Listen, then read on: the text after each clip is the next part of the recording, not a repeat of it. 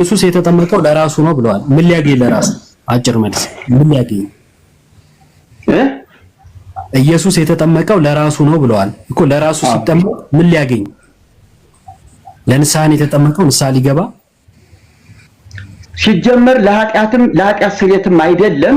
ኢየሱስ የተጠመቀው ከዓለም ለመለየትና የአብ ልጅ መሆኑን ለመግለጥ መስቀልን ደግሞ የቀራንዮን መስቀል ለመሸከም ነው የተጠመቀው። ከዓለም ለመለየት መጠመቅ መለየት ነው። እሺ ከዓለም ለመለየት ነው የተጠመቀ የሚለውን ያሳዩ ማስረጃ። ኢየሱስ ከዓለም ለመለየት ተጠመቀ የሚል ማስረጃ። አሁን እኮ ነው የምትረዳው። የግድ ለእያንዳንዷ ቃል ጥቅስ መጠበቅ አለብህ እንዴ?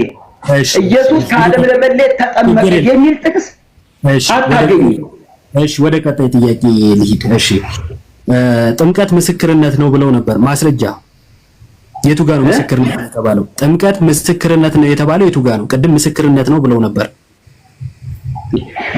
ጳውሎስ እኮ የገለጠው ሮሜ 6 ላይ ከእርሱ ጋር ለመተባበር በጥምቀት ተቀበርን ሲል መተባበር ነው።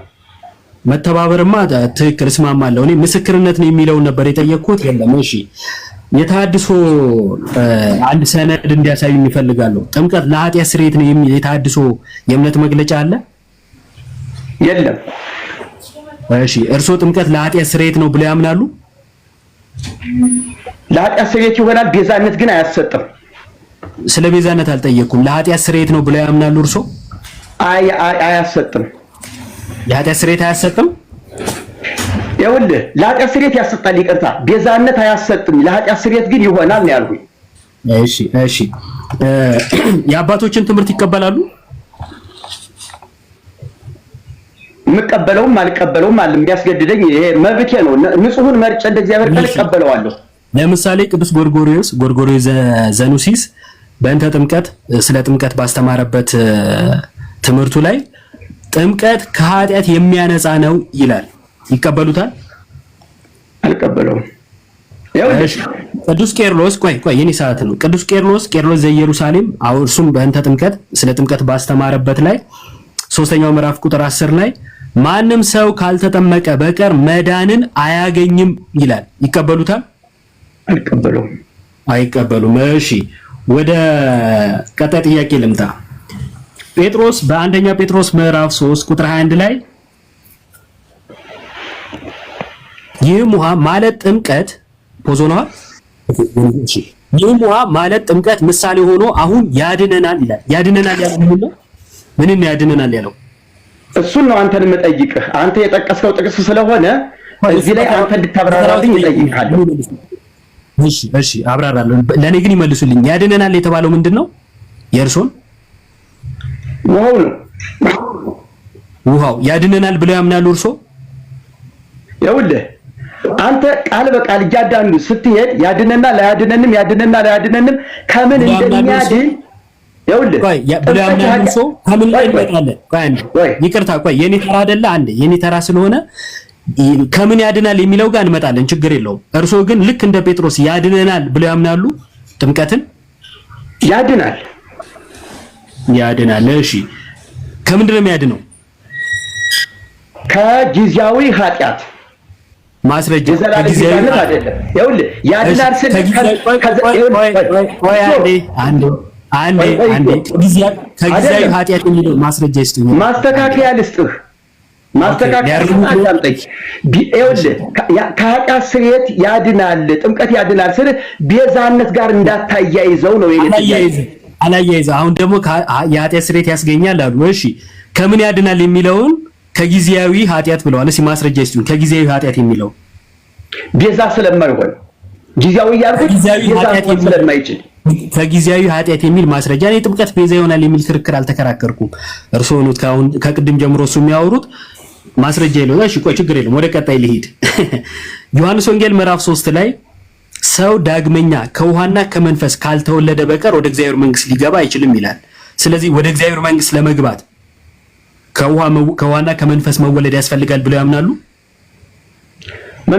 በመንፈስ ከተወለደ ከውሃ ተወልዶ አዎ ልክ ነው። ሁለቱንም ማከናወን አለበት። ከውሃና ከመንፈስ መወለድ አለበት። አዎ ያለ መንፈስ ልደት ግን ስጋው ይሄ የውሃ ጥምቀት ምንም አያመጣለትም። ስንት ጥምቀት ነው የሚያምኑት? የመንፈስ ጥምቀትና የውሃ ጥምቀትን ሁለቱን እኮ ከመንፈስና ከውሃ ሲል እኮ ሁለት በመንፈስ የሚሆንና በስጋ የሚሆን እየነገረህ ነው። ስለዚህ ሁለት ጥምቀት ነው የሚያምኑት። የማይታይና የሚታይ ጥምቀት፣ በእምነት የሚሆን ጥምቀት አለ፣ በስጋ የሚጠጣው ጥምቀት አለ። እሺ የሚታይና ማይታይ ጥምቀት አለ ብለውኛል። ማስረጃ ማይታየውን ጥምቀት በማስረጃ ያሳዩኝ። ራሱ ከመንፈስና ከውሃ ሲል እስኪ የመንፈስን ጥምቀት አስረዳኝ አንተ። የኔ ጥያቄ ከመንፈስ መወለድ ማለት ምን ማለት ነው? የኔ ጥያቄ ተራ ነው፣ የእርሱ አይደለም። ማስረጃ ይስጡኛው። የማይታየው ሳስረዳህ ከመንፈስና ከውሃ ካልተወለደ ሲል ሰው ከመንፈስ መወለድ መጀመሪያ መቅደም አለበት፣ ማመን ማለት ነው። ቀጥሎ የውሃ ደግሞ ጥምቀት የውሃን መወለድ ማግኘት አለበት። አንዴ ከመንፈስ መወለድ ማለት ማመን ማለት ነው። እንደዛ ብሎ የፈታ የቤተክርስቲያን አባት አለ? የግድ ቄርሎስ ወይም ደግሞ ዮሐንስ ማለት አይጠበቅብኝም። ኦኬ እኔ ራሴ መጽሐፍ ቅዱስን ከተረዳሁት እኔ እነግርሃለሁ፣ ተረጉምልሃለሁ። እሺ ቄርሎስም ዮሐንስም ሳንል ጽጌን መቀበል ግዴታ አለብንም እያሉኝ ነው። መጽሐፍ ቅዱስን ትቀበለዋለህ? መጽሐፍ ቅዱስ ላይ ያሳዩኛ። እሺ ከመንፈስ የተወለደ መንፈስ፣ ከውሃ የተወለደ ውሃ ነው ልበልህ? እሱን አልጠየቅኩትም። ልበልህ ነው እንጂ እንዴ አይደለም። ከመንፈስ መወለድ ማለት ማመን ነው ሲሉ ማስረጃ ነበር የጠየቅኩት። ይኸውልህ ሰው እኮ አንድ ሰው አመንሁ ሲል እኮ ላመኑትና ለተቀበሉት የእግዚአብሔር ልጆች ሆኑ ዘንድ ስልጣን ሰጣቸው ነው የሚለው። ሰዓቴ ሳያልቅ ወደ ቀጣይ ጥያቄ ልሂድ። የተሐድሶ እንቅስቃሴ በጥምቀት ዙሪያ ወደ የትኛው ዘመን እንዲሄድ ይፈልጋሉ? ወይንም ወደ የትኛው ዘመን እንድንታደስ ይፈልጋሉ? ስለ ጥምቀት ነው ያነሳሁት። ወደ ሐዋርያትና ወደ ጌታ ወደ ቅዱስ ወንጌሉ። እሺ ከሐዋርያትና ከወንጌል ጥምቀት አያድንም፣ የኃጢአት ስርየት አያስገኝም የሚል አንድ ማስረጃ ይስጡኝ። የኃጢአት ስርየት እንዳለ ነግሬሃለሁ። ኦኬ ቅድም ደግሞ አያስገኝም አሉ። ተወዛገብኩበት እኮ። እሺ ቤዛነትን አያሰጥም ማለትና የኃጢአት ስርየት አያስገኝም ማለት ልዩነት አላቸው። እሺ ችግር የለውም። በፕሮቴስታንት ውስጥ ያሉ ሉትራኖች ጥምቀትን ቤዛ ይሉታል። በተለይ የሉተር ካቴኪዝም ላይ ጥምቀትን ቤዛ ብሎ ይጠራዋል። ይቀበሉታል? እኔ ከዚያ ቤት አይደለሁም። ስለዚህ ቤት አስተምሮ ማውቀው የለኝም። እንደዛ ከሆነ ከእናንተ ማህበር በተለይ ከተሐድሶ አቀንቃኞች ዋነኛ ከሚባሉት ውስጥ አንዱ አቀንቃኝ የሚለውን ጨዋነት የጎደለው ቃል ብታስተካከለው ጥሩ ነው። ምክንያቱም እኔንም እንድናገር ትጋብዘኛለህ። ይቅርታ አቀንቃኝ ያልኩት ያው ደጋግሞ ከማንሳት አንጻር ለማለት ነው። በጣም ይቅርታ።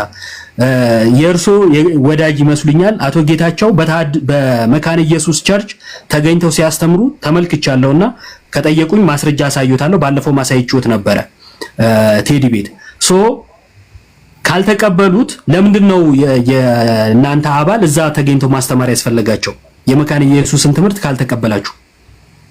ይገርምሃል፣ አንተ አንዱን ቪዲዮ ብቻ ነው ያየው። እኔ ደግሞ ሙሉውን የፕሮቴስታንት አብያተ ክርስቲያናትን ጉባኤ ሂጄ ቁሜ አስተምሬባቸዋለሁ። እኔ ራሴ ምስክር ልንገርህ። የማስተምረው ግን የኢትዮጵያ ኦርቶዶክስ ተዋሕዶ ቤተክርስቲያን ተሐድሶ ያስፈልጋታል እንጂ መፍረስ የሚባል ወይም አይዛብ የምትሉትን ነገር አስተካክሉ ለማለት ግንዛቤ ለመስጠት ነው። እሺ ችግር የለውም። ከቤተ ክርስቲያን የወጣ ይሁን እንጂ የትም ሄደው እምነታችሁ ባይመሳሰል እንኳን ህብረት እንደምታደርጉ ነው የነገሩን። እናመሰግናለን። ከመጽሐፍ ቅዱስ ላይ እንደዚህ አይነት ትምህርት አላገኘንም። እሺ ወደ ቀጣይ ጥያቄ። መስጊድ ሄደህ አታስተምርም እንዴ አንተ? አይ እስካሁን አልሞከርኩትም። እንግዲህ የእርሶን አይቼ እከተል ይሆናል። እሺ ወደ ቀጣይ ጥያቄ ልሂድና የተሐድሶ የእምነት መግለጫ ስለ ጥምቀት የሚያወራው ነገር አለ? ምን አለ? የተሐድሶ የእምነት መግለጫ ስለ ጥምቀት የሚያወራው ነገር አለ? አለ። ለምሳሌ ምን ይላል? ጥምቀት ጌታችን ኢየሱስ ክርስቶስ እንዳስተማረው ያመነ የተጠመቀ ይድናል ስለሚል መጀመሪያ አንድ ሰው መማር አለበት፣ ማመን አለበት። ለመጠመቅ ፈቃደኛ ሲሆን ያን ጊዜ መጠመቅ አለበት ብለን እንጂ ጥምቀትን አስቀድመን እምነትን አናስከትልም።